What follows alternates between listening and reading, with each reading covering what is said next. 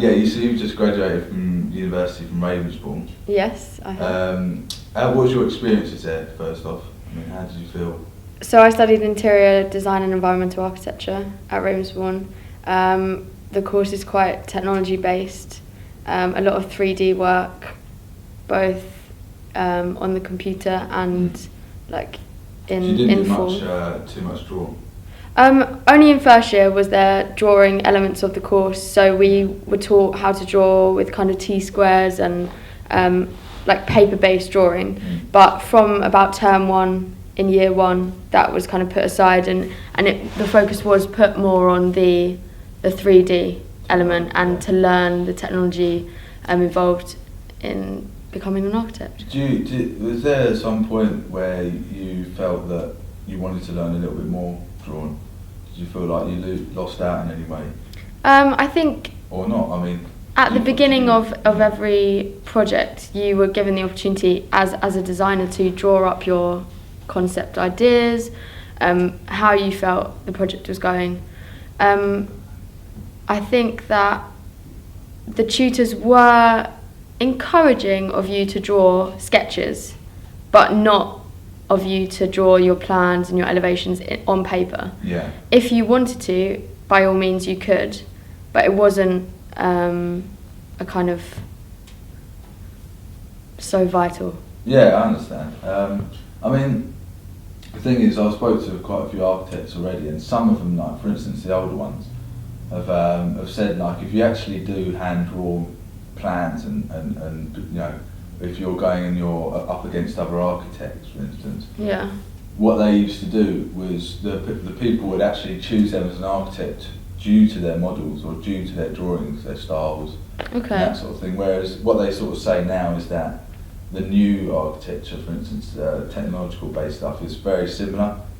So everyone's concepts and everyone's sort of perceptive drawings are all very similar because they're all on the same program. Do you find I'd that? have to disagree with that actually. Okay. Because from studying with kind of a broad background of people that have obviously different styles of what they've studied before, maybe in art or design or technology even, you do pick up a kind of learning style and to your drawings, and even if you put all of our classes' drawings on the wall, all of us could tell each other's each other's were, just due to like the detailing, the style of the line, the input. I mean, yes, it's a computer program, but there's so many different formats that you can enter your design into and present it as well, because you've got to think that it doesn't come from CAD, you actually transport it into Illustrator or InDesign, and then you do kind of play with it. You play with like the form, the lines, the presentation of it.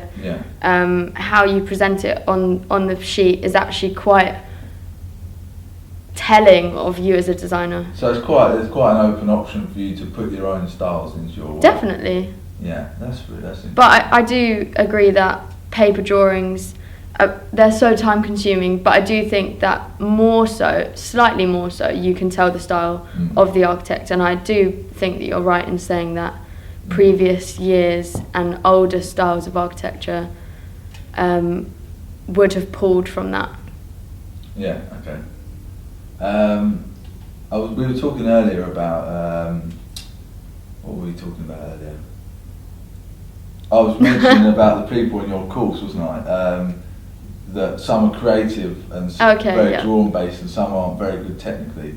Yes. What are your thoughts on that? I mean, was there many people in your course who really struggled with the technology? I think that stuff, the software. From first year onwards, you could see that some of us had done foundation, which we had learned how to do certain programs, and we already had a comfortable style. To almost do really well, you already have to be comfortable with those programs. Not necessarily, no. Okay. Some people were particularly fast learners, and they caught up with people that had already studied on foundation, architecture on foundation, relatively quickly. By the beginning of second year, I'd say that everyone was starting to become equal.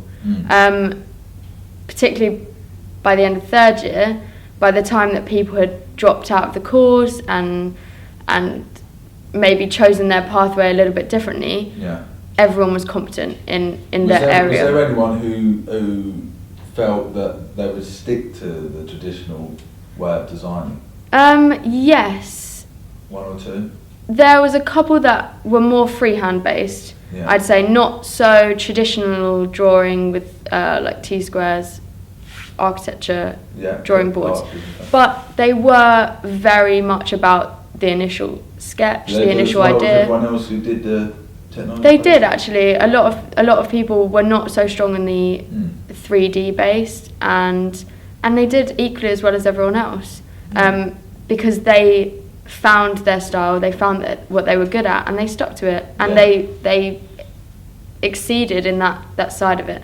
I mean, as someone hiring that particular architect, I think you'd have to go into a certain line of work, perhaps in the concept department or in other areas of the development of the building. But then again, you have to remember, if you go into a big company, that you only specialise in one area, which is fine for some people. And some people are not so diverse and not so broad that they can work in a smaller environment and be from concept to completion. Do you find in what you do now, do you find there's a lot more freedom to create your own sort of forms, your own shapes? You know, when I've looked at traditional architecture, it's very sort of straight lines, very sort of block. But with the introduction of technologies now, there's people like Zaha Hadid, for instance, who just do extravagant sort of shapes and curves and things. Do you feel that's...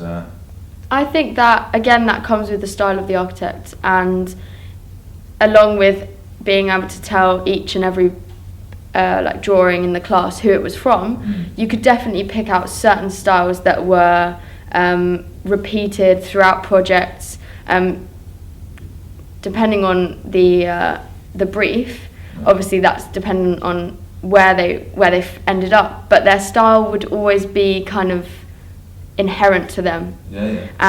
Some people worked a lot with curves. I think I was kind of more with linear. That's kind of my style, quite clean cut, quite simple, often kind of making use of the light and colour, and the size of the building to communicate that to the participant, what would be the participant of the space. But other people particularly would work with form and shape, and they would be more kind of... the technology would always support that? Yeah, definitely. But then you had to learn the programs that were good at producing those kind of shapes, which were harder to learn, and it was harder to produce. But then again, once you got the hang of it, it was a doddle. And it became very easily translatable to kind of produce these kind of forms, but then sometimes it's a bit poo-pooed against these kind of natural forms. They seem to be quite easy to design, but then that's an argument, another whole different story. Exactly. I've only got a couple more really. Just trying to think. One of them was what do you think will happen in the future in terms of architecture? Do you think there will be completely software based, completely design based? Because a lot of people that you work with already, for instance, like engineers, and they're almost completely technology based now. They're completely software based, aren't they? I think as a creative industry, what I'm saying, what do you think, say 50 years time, how an architect will go about their work? Because 50 years previously, an architect was the sole person who was in charge. Now you're more of a team, aren't you? You work with other people. Yes, and in bigger institutions and bigger buildings, yes, you're not the sole party, and you do need other kind of structural engineers to play a part. Years, by the way, I mean, just what you think will change. I think in an architect, there's always an element of a designer in there, and if you are working from kind of the concept right through to the completion, you have to have that kind of conceptual mind in you, that creativity, which does come out on paper quite well. And it is hard. I was kind of interested to know if you, with the introduction of more technologies, you lose that creativity. But you're saying it's always going to still sort of be there? I think so, because it's from your mind that it comes, regardless of how you translate it to the public. The initial idea is from your mind and from you as a designer to create that. So I think regardless of where technology ends up, you as the designer are the powering force that's going to translate it into something amazing. Yeah, okay. Because that leads me on to my other question. A few people I've interviewed have mentioned that with this new software, that clients actually have more option to manipulate what you're doing. For instance, yeah, I agree with that. One architect, CO3, mentioned that one client actually learnt the software themselves. Okay. And then gave them stuff to introduce into the program. Interesting. Maybe that could be something. What do you think? I think I do agree with you. A lot of regular people. It's more simplified. Do you know what I mean for clients? I think. Yeah, I think a lot of the clientele don't know how to read plans and don't know how to read elevations, which if you put a plan or an elevation in front of an architect, regardless of whether they've seen the 3D mock-up, they'll understand the building like that. Yeah. And they'll know exactly what it's going to look like. I mean, minus a few niggly points that maybe you haven't translated very well into the drawing, but as an architectural person, you know how to read that. But as a clientele, I have to agree that you wouldn't know what it's going to look like. Some people can't even read the plan.